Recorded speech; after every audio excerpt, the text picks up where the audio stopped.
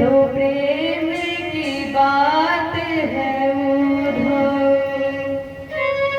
गोपियां समझा रही थी उद्धव को, और समझाते समझाते गोपियां वही रुदन करने लगे। जैसे ही उद्धव ने ये सब सुना और गोपियों के नेत्रों में अश्रु देखे, उद्धव भी रोने लगे। उद्धव के नेत्रों से अश्रु की धार बहने लगे। 7 महीने तक उद्धव जी होश में नहीं आया। उद्धव जी को 7 महीने तक होश नहीं आया है। 7 महीने बाद जब उद्धव जी को होश आया तो अपने आप को गोपियों के चरणों में देखा। उद्धव के नेत्र सजल हो गए और एक ही बात कही, हे गोपाल, यदि मुझे मानव शरीर देना तो ब्रजमंडल में देना। हे गोविंद, हे गोपाल, यदि मुझे ये मानव शरीर देना तो केवल ब्रजमंडल में देना। सुखदेव जी कहते हैं, राजन, उद्धव जी की मनस्थिति बदल गई। एकदम विचारों में परिवर्तन आ गया उद्धव के, और एक आश्चर्य हो गया। उद्धव जी ने गोपियों के चरणों में प्रणाम नहीं किया है। उद्धव ने गोपियों के चरणों में प्रणाम नहीं किया है। क्यों? क्योंकि उद्धव कहते हैं, मैं तो इनके चरणों के काबिल भी नहीं हूँ, मैं इनके योग्य नहीं हूँ। तो उद्धव ने गोपियों के चरणों को प्रणाम नहीं किया है, चरणों की धूल को प्रणाम किया है। जो धूल लगी हुई थी उनको प्रणाम किया और कहा, देवियों, मैं आपको वचन देता हूँ, शाम काल का सूर्य अस्त होने से पहले कृष्ण यहाँ पर होगा। उद्धव ने कहा, गोपियों, मैं वचन देता हूँ तुम्हें। और इतना कह करके उद्धव ने दौड़ लगा दी। जैसे ही 7 महीने बाद उद्धव मथुरा में पहुंचे, दौड़ लगाते लगाते हुए, तो श्री कृष्ण ने कक्ष में प्रवेश किया और मेरे गोविंद ने उद्धव जी को गले लगाकर कहा, उद्धव आइए ज्ञान जी। उद्धव ने कहा, प्रभु, जले पर नमक मत छिड़को, और तुम्हारे समान तो निष्ठुर कोई मैंने आज तक देखा ही नहीं संसार में। भगवान ने पूछा, क्या हुआ? उद्धव जी ने एक एक बात बताई भगवान को, और कन्हैया ने उद्धव को गले से लगा लिया। कहा, उद्धव, जरा एक बार आंख बंद करो। उद्धव ने आंख बंद की। जैसे ये नेत्र बंद की, थोड़ी देर बाद प्रभु ने कहा, उद्धव, नेत्र खोल करके दो, नेत्र खोल करके तो देखो एक बार। और उद्धव ने आंखें खोलकर देखा तो कृष्ण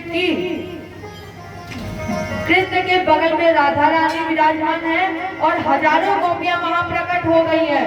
मतलब एक कृष्ण के बगल में राधा रानी और जितनी भी गोपियां थी सब वहीं पर प्रकट हो गई हैं। कृष्ण ने कहा, उद्धव, तुम्हें पता है ये मेरे बिना नहीं रह सकती और मैं इनके बिना नहीं रह सकता। उद्धव जी को ज्ञान में अभिमान था, भगवान ने उस ज्ञान के अभिमान में भक्ति का रंग डाल दिया। उद्धव जी को ज्ञान का अभिमान था, तो उसी ज्ञान के अभिमान में भगवान ने भक्ति का रंग डाल दिया। इसके बाद भगवान कुब्जा के घर आए, और ये जो आपने गोपी उद्धव संवाद सुना, इस पर अगर चिंतन किया जाए तो इस प्रसंग से हमें आपको 2 शिक्षाएं मिलती हैं। पहली, गोपियों ने उद्धव जी के माध्यम से कहा, जो मैं ऐसा जानती प्रीत करे दुख हो, नगर ढिढोरा पीटती प्रीत न करियो। अगर मैं ऐसा जानती कि संसार मुझे दुख मिलता है तो मैं प्रेम नहीं करती। अगर संसार में प्रेम करने का परिणाम वो केवल दुख है तो मैं ये संदेश देती कि आज के बाद कोई प्रेम मत करना। लेकिन गोपी उद्धव संवाद ज्ञान और प्रेम की वार्ता है। गोपी उद्धव संवाद प्रेम और ज्ञान की वार्ता है और इस वार्ता से एक निष्कर्ष निकला है। विरह जगावत प्रेम को, प्रेम जगावत जीव और जीव जगावत पीव को, पीव पीव सो पीव। विरह से प्रेम जागता है और जब प्रेम जाग जाता है तो वो जीव को जागृत कर लेता है और जब जीव जागृत हो जाता है तो निश्चित है कि वो परमात्मा को जागृत करने में सामर्थ्य हो जाता है। राजेंद्र इधर कंस की दो पत्नियां थी, अस्ति और प्राप्ति। अस्ति प्राप्तस्य कश्यस्य मही समो भरतस्य अमृते भरतारी दुखारते पितुर्ग्रह। कंस की दो पत्नियां थी, अस्ति और प्राप्ति।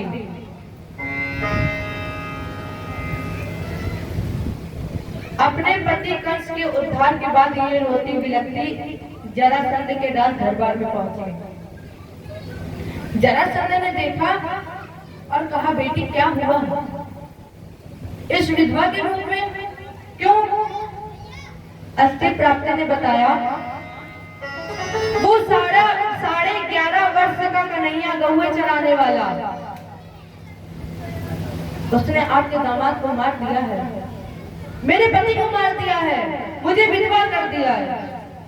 और जैसे ही जरासंध ने अपने दामाद की मृत्यु का समाचार सुना तो उसने बदला लेने के लिए 30 औक्षणिक सेना तैयार की। एक औक्षणिक सेना में 21,870 रथ, 21,870 हाथी, 1,09,350 सिपाही और 65,610 घुड़सवारी। ये एक औक्षणिक सेना थी जिसका कुल योगफल है 2,18,700। बिहारी जी पर आक्रमण कर दिया और भगवान ने तेज औक्षणिक सेना को तार दिया। औक्षणिक सेना को तारने के बाद भगवान ने जरासंध को छोड़ दिया। अब जरासंध को जब छोड़ दिया तो वो सोचने लगा कि अब वापस कैसे जाऊं, लोग क्या कहेंगे, समाज क्या कहेगा।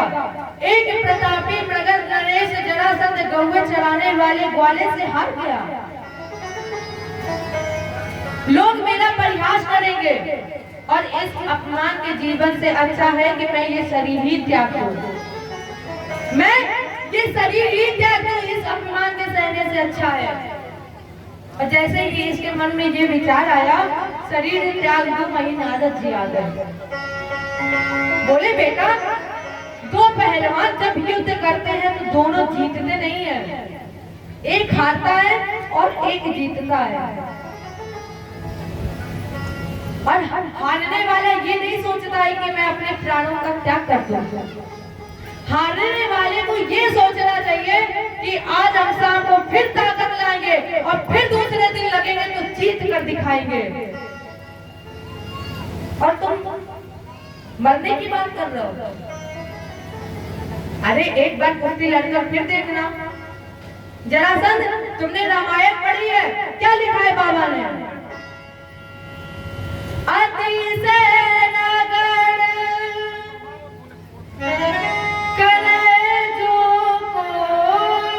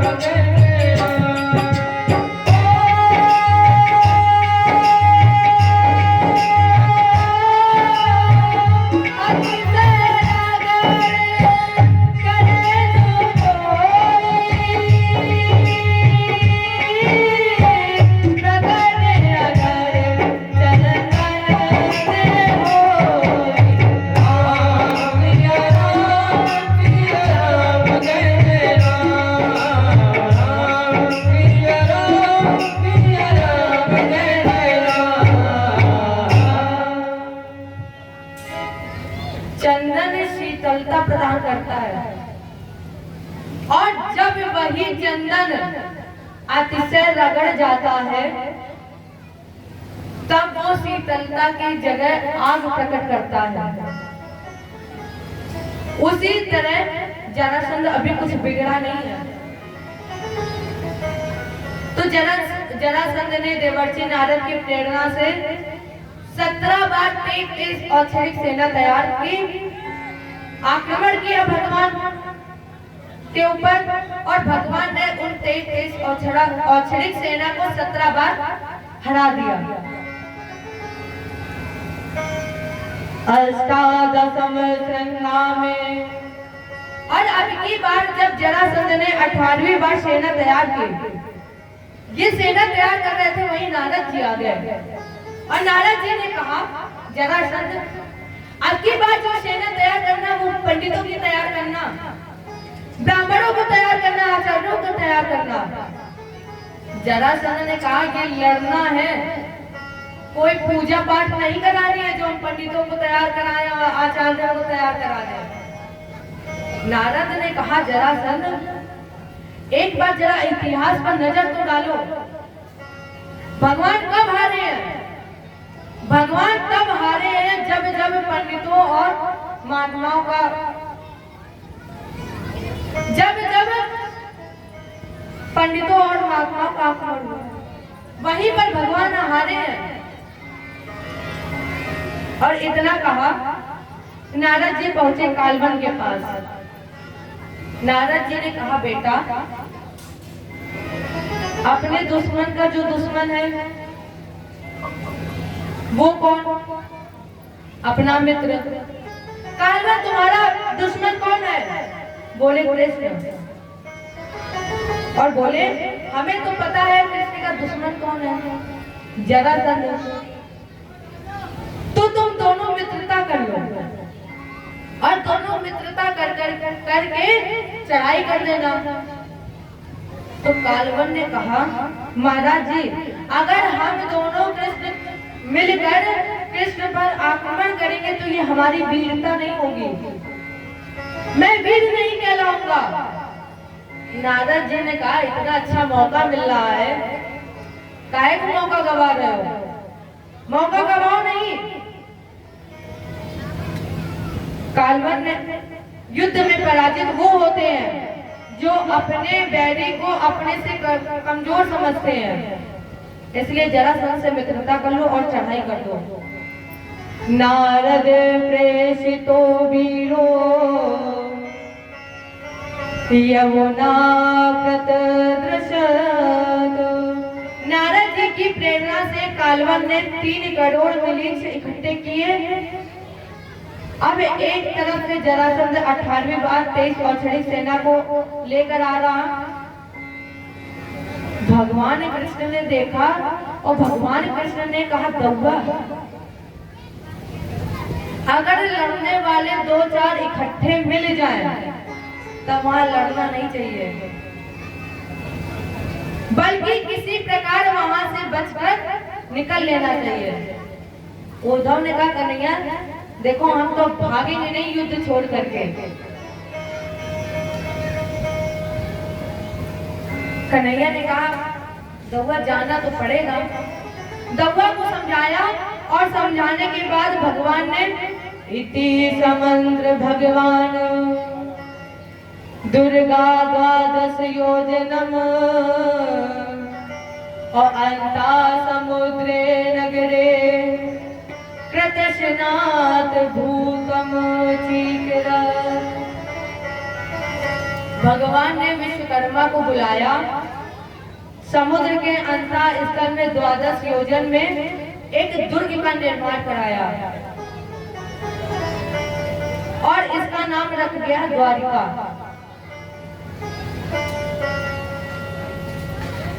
इसके बाद भगवान ने योग माया को बुलाया, सारे मथुरा को धन धान के सहित ठाकुर जी ने सुरक्षित कर दिया। अब द्वारका में 2 लोग बचे, कृष्ण और बलराम। कन्हैया बोले, दौआ तुम मथुरा की रखवाली करना, तब तक हम अपने शत्रु कालवन से मिलकर आ रहे हैं। भगवान अकेले टहलते टहलते कालवन के पास पहुंचे। कालवन ने कहा, अरे कृष्ण, हम तुमसे युद्ध करने आए हैं, तुम्हारी सेना कहाँ है? तो भगवान ने कहा, हम तैयार हैं, हम भी लड़ने ही आए हैं। कालवन ने पूछा, लड़ने आए हो तो तुम्हारी सेना कहाँ है? भगवान ने कहा, मुझे सेना की जरूरत क्या है? अरे अकेले हम लड़ेंगे। कालवन ने कहा, एक कंस को क्या मार लिया, अगासुर वेमासुर का क्या संहार कर दिया, तुम अपने आप को वीर समझते हो? भगवान बोले, नहीं, हम वीर तो नहीं है, लेकिन हम लड़ने जरूर आए हैं। कालवन ने कहा, अगर तुम पर हम इस तरह वार करेंगे तो लोग हमें वीर नहीं समझेंगे। तो कहा कालवन ने, सेना पीछे हट जाओ। सेना पीछे हट गई। भगवान बोले, बराबरी तो अब भी नहीं है। क्यों? तुम रथ पर हो और हम पैदल हैं। कालवन रथ से उतर गया। फिर कहा कि अब युद्ध हो जाए। भगवान ने कहा, अभी भी तुम अकेले नहीं हो, अभी भी बराबरी नहीं हो सकती है। तो कालवन ने पूछा, क्यों? अब तो हमने सेना भी पीछे कर दी, रथ से भी उतर गए, अब क्यों नहीं हो सकता युद्ध? अब क्यों नहीं बराबरी हो सकती? तो भगवान ने कहा, मैं निशस्त्र हूँ, मेरे पास कोई शस्त्र नहीं है, और तुम्हारे हाथ में अभी भी धनुष बाण अस्त्र शस्त्र है। कालवन ने ये भी त्याग दिए। बोले, अब बराबर के योद्धा है। भगवान बोले, अब हाथ मिलाओ। जैसे ही कालवन ने हाथ मिलाने के लिए हाथ आगे बढ़ाया, अब आगे आगे कृष्ण है और पीछे पीछे कालवन भाग रहे हैं। आवाज लगाई, अरे छलिया रुक जाओ, आज तुम्हें कालवन के हाथ से 3 लोग में कोई भी नहीं बचा पाएगा। और ये दौड़ते दौड़ते मथुरा से राजस्थान में प्रवेश किए। मथुरा से राजस्थान में प्रवेश करके धौलपुर के पास एक गंधमादन नाम का पर्वत है, उसी में प्रवेश कर गए। उस गुफा में प्रवेश कर गए और यहीं पर एक मुचकुंद नाम का राजा पड़ा था। भगवान ने देखा तो भगवान ने तन से पीतांबर हटाया और मुचकुंद को उड़ा दिया। सर से पांव तक उसे वो पीतांबर उड़ा दिया। और इन्हें ढकने के बाद ये पत्थर की शिला के पीछे बैठ गए। अब अंदर आया कालवन। जैसे पीतांबर देखा, कहा, अरे पड़े सो रहे हो, अरे उठो, युद्ध करना है तुमसे। अब जब कृष्ण हो तब तो कोई असर पड़े, कृष्ण तो अंदर बैठे हैं, यहाँ तो मुस्कुरा रहे हैं, तो असर क्या पड़ेगा? ये आवेश में आकर इन्होंने उसी सोए हुए राजा पर अपने पैरों का प्रहार कर दिया। और जैसे पैर का प्रहार किया, देह देना अग्निनाद, मुचकुंद पर जैसे ही पैर का प्रहार हुआ, उठ करके बैठ गया। और जैसे कालवन की तरफ देखा, राजेंद्र एक क्षण नहीं लगा, कालवन भस्म हो गया। और जैसे ही कालवन भस्म हो गया, भगवान चतुर्भुजी रूप में प्रकट हो गए। तो राजा परीक्षित ने कहा, ये है कौन? इसे परमात्मा ने चतुर्भुजी रूप में प्रकट होकर दर्शन दिए। सुखदेव जी ने कहा, ये सूर्यवंश के राजा थे मानधाता, यही मानधाता का पुत्र था मुचकुंद। देवासुर में इंद्र के पद से युद्ध हुआ, इंद्र को विजय मिली और कहा कि वर मांगो। मुचकुंद ने कहा, हम युद्ध करते करते थक गए हैं, अब देना है तो मुझे नींद दे दीजिए। और कोई भी, अगर मैं सो रहा हूँ उस नींद में कोई भी आकर के मुझे जगाए, व्यवधान करे, वो मेरे देखते देखते जलकर भस्म हो जाए।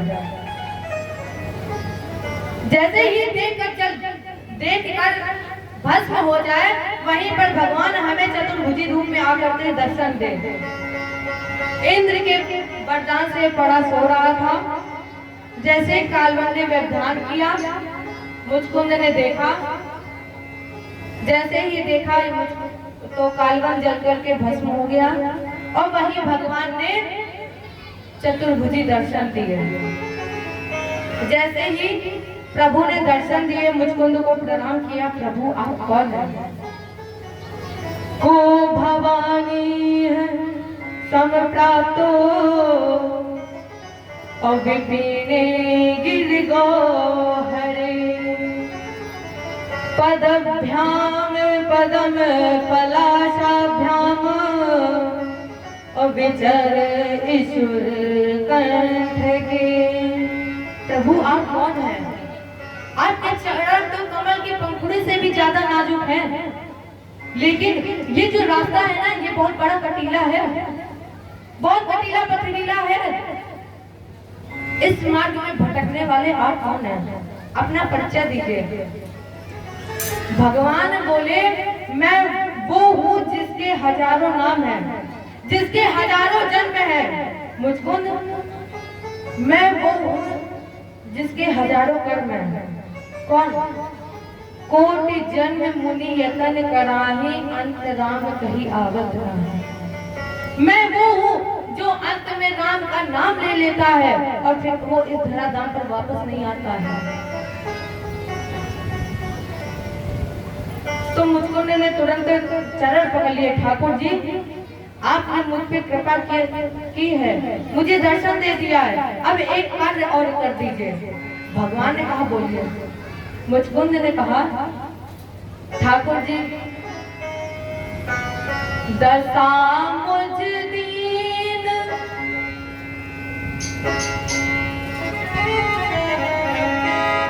दशा मुझ दीन की भगवान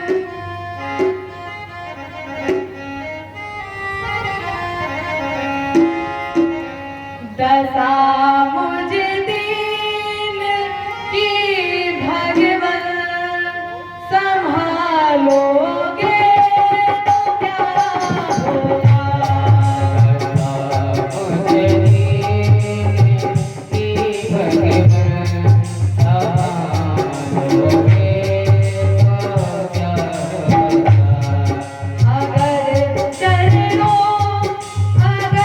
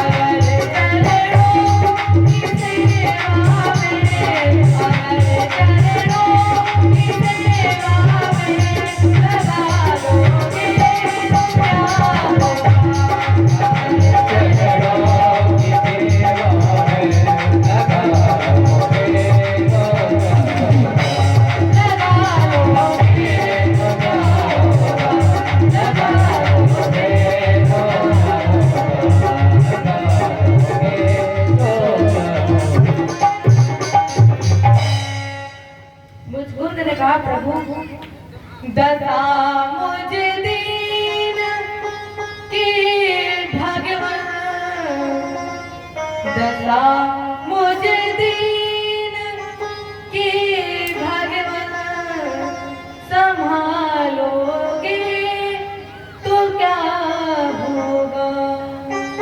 अगर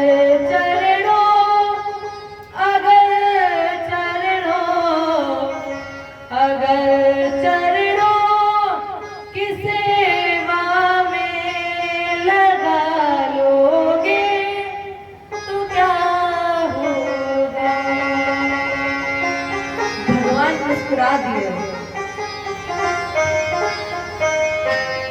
और बोले, मुझको अभी हमारा और तुम्हारा मिलन एक बार और होगा। और ऐसा संत लोग कहते हैं कि यही मुचकुंद कलयुग में आकर नरसी बना है।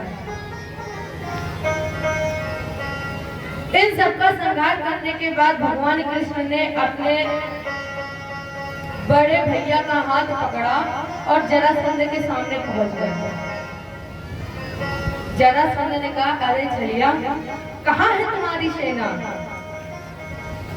भगवान बोले, अरे जरासंध, जिसने 17 बार 23 और क्षणिक सेना का संहार किया है, 17 बार पराजित किया है, उससे 18वीं बार सेना की क्या जरूरत है।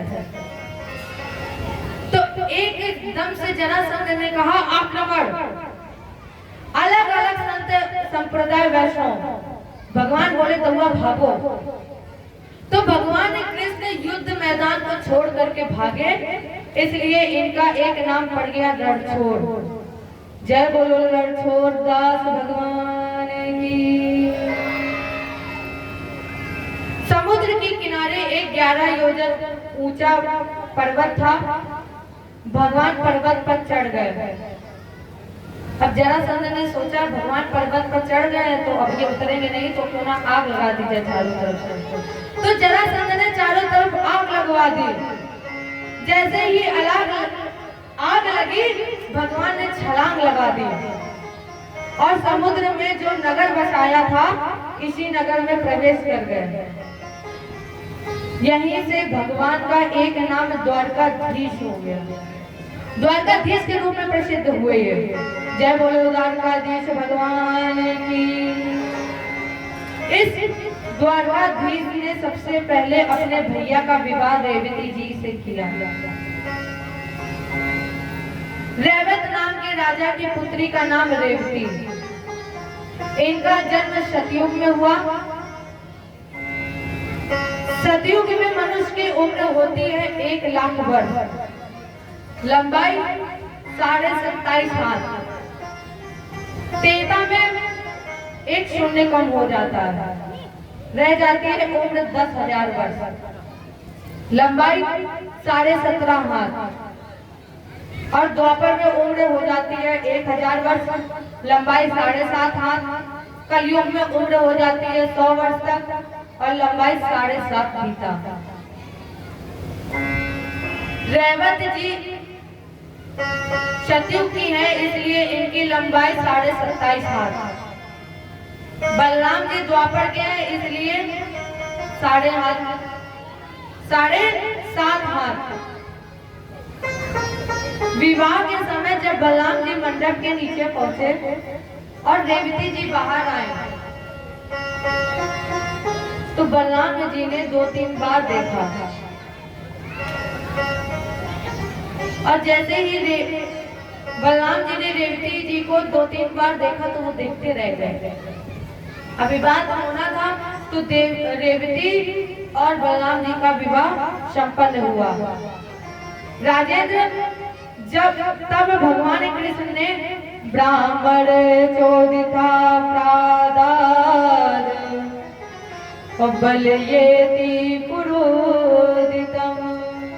एक ब्राह्मण के संदेश के माध्यम से भगवान ने भीष्म की पुत्री रुक्मणी जी का हरण करके गांधर्व विधि से विवाह किया। राजा परीक्षित ने कहा, रुक जाइए महाराज जी, भगवान भीष्म सुताम रुक्मणी रुचिरा नाम और राक्षसेन विधानेन उपयेमे इति श्रुतम। भगवान भीष्म सुन महाराज जी, एक बात समझ में नहीं आई है। भगवान कृष्ण को रुक्मणी जी की हरण करने की क्या आवश्यकता थी? क्योंकि कोई उस समय ऐसा नहीं था कि जो पिता चाहता ना हो कि मेरी पुत्री का विवाह कृष्ण से हो जाए। भगवान ने रुक्मणी जी का हरण क्यों किया? भीष्म कौन है?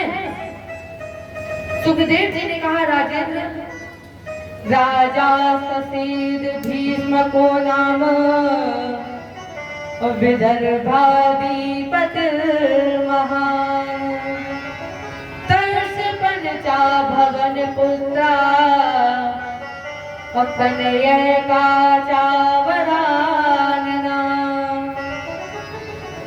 रुकम्य गर्जो रुगम रथो और रुगम बाहु रुगम के रुगम माली और रुक्मणी शाम सती। भीष्म के 5 पुत्र थे। कुंदक के राजा भीष्मक है, रुक्मी, रुक्मरथ, रुक्मकेश, रुक्मबाहु, रुक्ममाली। और इन 5 पुत्रों के बाद सबसे छोटी एक कन्या थी रुक्मणी। रुक्मणी जी ने कृष्ण की चर्चा, उनके रूप, वीरता, यश, सुंदरता को अपने मन में ही बसा लिया, क्योंकि ये चर्चा सुन चुकी थी। जब इन्होंने चर्चा सुन ली थी तो रुक्मणी जी ने भगवान ने कृष्ण को अपने ही मन में उनको पति मान लिया। हालांकि भीष्म भी यही चाहते थे कि मेरी पुत्री का विवाह कृष्ण से हो जाए, लेकिन भीष्म का जो ज्येष्ठ पुत्र था रुक्मी, ये नहीं चाहता था। और भीष्म अपने ज्येष्ठ पुत्र से बहुत डरते थे। रुक्मी चाहता था कि रुक्मणी जी का विवाह शिशुपाल से हो जाए। तो रुक्मणी ने भीष्म के बगैर पूछे शिशुपाल के पास पत्र भेज दिया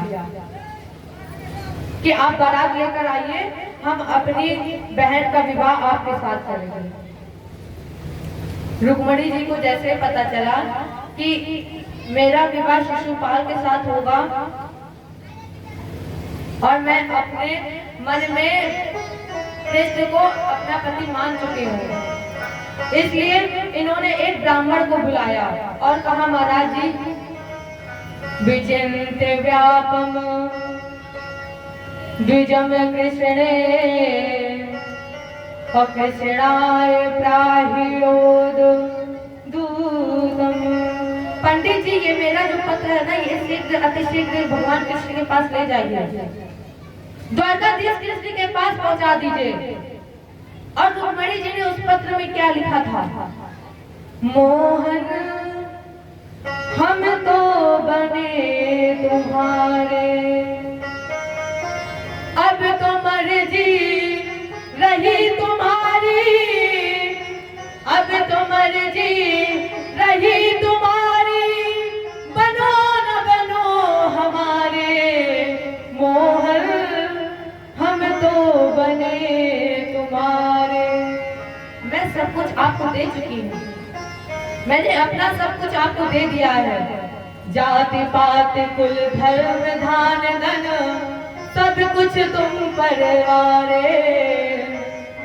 जाति पाति कुल धर्म धान धन सब कुछ तुम पर वारे।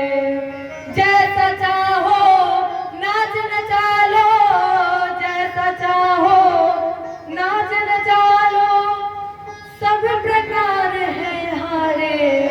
मोहन हम तो बने तुम्हारे।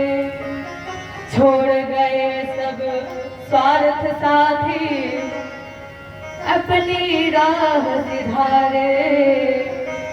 छोड़ गए सब स्वार्थ साथी, अपनी राह सिधारे।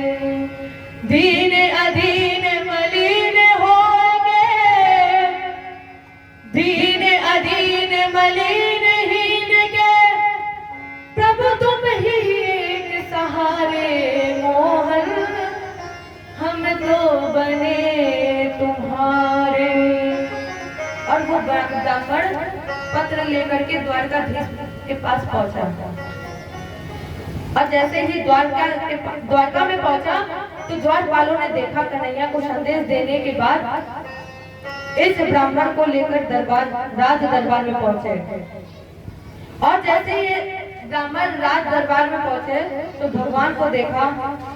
अपिशयदावम पुरुष मासीनम कांचनासने। उस समय भगवान स्वर्ण सिंहासन पर बैठे थे। ब्राह्मण को किस रूप में दिखाई पड़े? ऐसा लग रहा था कि जैसे सोने के पर्वत पर एक नीलम नग रखा है।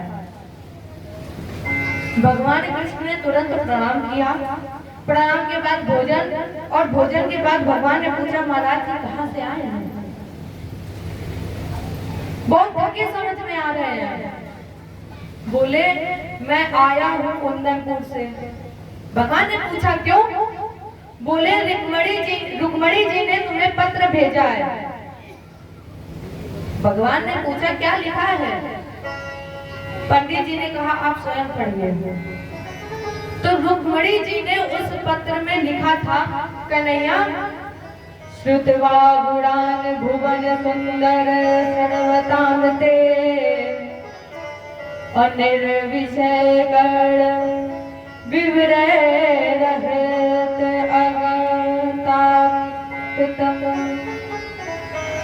रुक्मणी जी ने उस पत्र में अभिवादन के बाद लिखा, कन्हैया जब से इन कारणों से सुनी है आपकी लीलाएं, आपका रूप, आपकी वीरता, आपकी सुंदरता, आपका यश, आपका पराक्रम, जब से मैंने सुना है ना, तब से आपको अपना पति वरण कर लिया है। रुक्मणी जी ने कहा, अगर माता पिता भाई अपनी कन्या के योग्य वर की तलाश ना कर पाए तो उस कन्या का दायित्व बनता है कि वो अपने अनुकूल अपने पति का चयन कर ले। और मेरा जो भाई है ना रुक्मी, मेरे ना चाहते हुए भी मेरा विवाह शिशुपाल के साथ करना चाहता है। और प्रभु अगर आप नहीं आए तो मेरा जो ये जीवन है ना, मैं इसका त्याग कर दूंगी। और भगवान ने जैसे समर्पित भाव से लिखा हुआ पत्र पढ़ा, ब्राह्मण महाराज जितनी जल्दी आप आए उतनी जल्दी लौट जाइए। जाकर कहते ना रुक्मणी जी से, तुम्हारा समर्पित भाव पत्र मैंने स्वीकार कर लिया है, इसलिए रुक्मणी जी से कह दो आ जाएंगे हम। और ब्राह्मण को विदा किया। विदा करने के बाद सलाहकार दारुक को बुलाया और कहा, भैया रथ तैयार करो। दारुक ने पूछा, कहाँ चलना है? भगवान ने कहा, विवाह करने। दारुक इनके मित्र भी थे, इनके साथी भी थे। तो भगवान ने कहा विवाह करने चलना है। दारुक ने कहा, कन्हैया बड़े भैया बलराम भी नहीं है, तो क्यों ना उनकी प्रतीक्षा कर ले, उनकी अनुपस्थिति में विवाह करना सही नहीं है। तो भगवान ने कहा, अगर हम प्रतीक्षा करेंगे तो रुक्मणी मेरे नाम के प्रति समर्पित है, और अगर हम ना गए तो फिर अपने प्राण का त्याग कर देगी।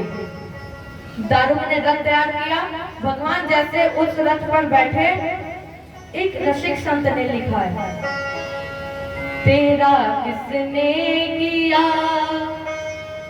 जब वो सज धज कर उस रथ पर बैठे तो एक रसिक संत ने बड़ा भाव दिया, तेरा किसने किया श्रृंगार सावरे, तेरा किसने किया श्रृंगार सावरे, तेरा किसने किया श्रृंगार सावरे, तेरा किसने किया श्रृंगार सावरे।